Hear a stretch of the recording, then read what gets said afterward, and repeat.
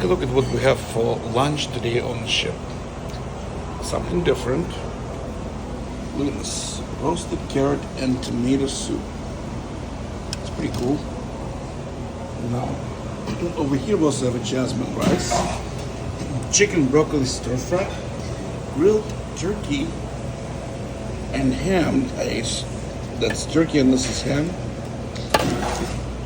Bacon and cheese sandwich. We also have catfish with pecan butter, parsley buttered potatoes, roasted corn with black beans, Scandinavian vegetables, and nice little fruits.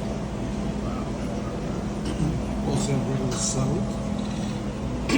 Those are my boys today. Look at this. All of the additions for the salad. Beautiful. Including more fruit right here. Salad dressing. And a dessert. Now that's pretty cool. So stay positive. And if you're having a hard time staying positive, don't forget to check out my book, The Power of Positivity.